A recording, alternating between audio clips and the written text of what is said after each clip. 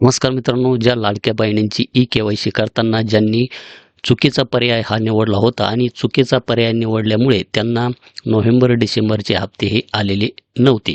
तर अशा महिलांना आता ई-के-वाय-सी करण्यासाठी एक शेवटची संधी ही पोर्टलवर उपलब्ध करून देण्यात आलेली आहे.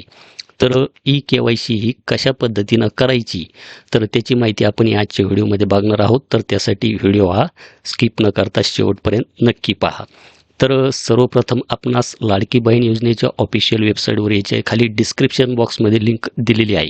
तर डायरेक्ट आपण येथे येऊ शकता. तर येथे आल्याच्यानंतर आपण येथे पाहू शकतात की ही ई-के-वाय-सी ची संधी फक्त त्या लाभार्थ्यांना आहे ज्यांच्याकडून ई-के-वाय-सी करताना चुकीचा पर्याय हा निवडण्यात आलेला होता. तर अशा महिलांसाठीच ई-के-वाय-सीची संधी ही परत देण्यात आलेली आहे. तर ई-के-वाय-सी करण्यासाठी आपणास याच्यावर इथे क्लिक करायचे आहे. त्यानंतर आपणास त्या लाभार्थी महिलेचा आधार कार्ड क्रमांक इथे टाकायचा आहे. त्यानंतर येणारा जो काही कॅप्चा आहे, हा कॅप्चा आपणास इथे आहे तसा टाकायचा आहे. त्यानंतर आधार प्रमाणीकरणासाठी संमती. तर हे घोषणापत्र आपण एकदा वाचून घ्या आणि इथे मी सहमत आहे आणि OTP पाठवा याच्यावर इथे क्लिक करा. तर इथे कॅप्चा हा चुकीचा टाकलेला आहे, तर मी इथे परत टाकतो. त्यानंतर परत येथे OTP पाठवा याच्यावर इथे क्लिक करायचे आहे. त्यानंतर आधार लिंक्ड मोबाईलवर एक 6 अंकी OTP जाईल. तर तो आलेला OTP आपणास या बॉक्समध्ये टाकायचा आहे. तर मोबाईलवर OTP आलेला आहे. तो OTP मी येथे टाकलेला आहे आणि सबमिट करा याच्यावर इथे क्लिक करायचे आहे. तर इथे OTP व्हेरिफिकेशन फेल्ड. तर आपणास सुद्धा अशा प्रकारचा एरर येऊ शकतो, कारण की आता वेबसाईटला प्रॉब्लेम हा येत आहे, कारण की बऱ्याच लाडक्या बहिणी आता ई-के-वाय-सी करण्याचा प्रयत्न करत आहेत. तर परत आपणास इथे लाभार्थी महिलेचा आधार कार्ड क्रमांक इथे टाकायचा आहे, कॅप्चा टाकायचा आहे, मी सहमत आहे आणि OTP पाठवा याच्यावर इथे क्लिक करायचे आहे.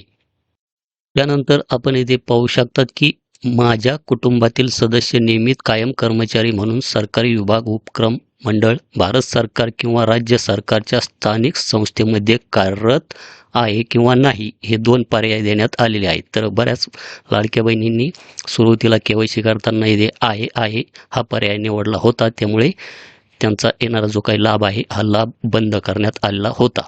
तर इथे आपणास काय करायचे आहे, तर इथे नाही हे ऑप्शन निवडायचे आहे. तर नंबर 1 चे जे काही ऑप्शन आहे, नाही ऑप्शन निवडायचे आहे. त्यानंतर नंबर बी मध्ये काय आहे, माझ्या कुटुंबातील सदस्य नियमित अथवा कायम कर्मचारी म्हणून सरकारी विभाग अथवा उपक्रम, मंडळ, भारत सरकार किंवा राज्य सरकारच्या स्थानिक संस्थेमधून सेवानिवृत्तीनंतर निवृत्ती वेतन घेत आहे किंवा नाही. तर इथे सुद्धा आपणास नाही हेच ऑप्शन निवडायचे आहे. तर लाडक्या बहिणींनो, आपणास नंबर ए आणि नंबर बी मध्ये नाही हेच ऑप्शन निवडायचे आहे. जर आपण येथे आहे आणि येथे नाही किंवा दोन्हीमध्ये आहे हे ऑप्शन निवडले, तर आपले ₹1500 बंद झाले समजा. तर नाही हे ऑप्शन मी येथे निवडलेले आहे. त्यानंतर हा जो काही बॉक्स दिसत आहे याच्यावर इथे क्लिक करायचे आहे आणि इथे आपणास सबमिट करा याच्यावर इथे क्लिक करायचे आहे. तर आपण पाहू शकतात की तुमची ई-के-वाय-सी पडताळणी यशस्वीरित्या पूर्ण झाली आहे. तर अशा प्रकारे आपणास एक सक्सेस नावाचा मेसेजसुद्धा इथे येऊन जाईल. तर अशा प्रकारे आपणास आपली ई-के-वाय-सी ही परत अशा पद्धतीने करून घ्यायची आहे. तर मी येथे परत त्या लाभार्थी महिलेचा आधार कार्ड क्रमांक टाकतो, कॅप्चा टाकतो आणि मी सहमत आहे आणि OTP पाठवा याच्यावर इथे क्लिक करतो. त्यानंतर आपण येथे अशा प्रकारची वॉर्निंग पाहू शकतात की या आधार क्रमांकाची ई-के-वाय-सी प्रक्रिया पूर्ण झालेली आहे. तर अशा प्रकारे आपणास आपला परत आधार कार्ड क्रमांक टाकल्याच्या नंतर अशा प्रकारे एक इथे वॉर्निंगसुद्धा दाखवली जाईल. तर यामध्ये आता आपणास परत ई-के-वाय-सी या पोर्टलवर करता येणार नाही. तर ही ई-के-वाय-सीची सुविधा कोणासाठी आहे, ज्यांनी ई-के-वाय-सी करताना यामध्ये चुकीची ई-के-वाय-सी केलेली होती, तर त्यांच्यासाठीच ही सुविधा उपलब्ध आहे. तर आता जर आपण पाहिलं तर जात प्रवर्ग, तर पाठीमागील के-वाय-सीमध्ये येथे जात निवडण्याचा ऑप्शन आपणास पाहायला मिळत होता, परंतु आता तो ऑप्शनसुद्धा आता या पोर्टलवरून काढण्यात आलेला आहे.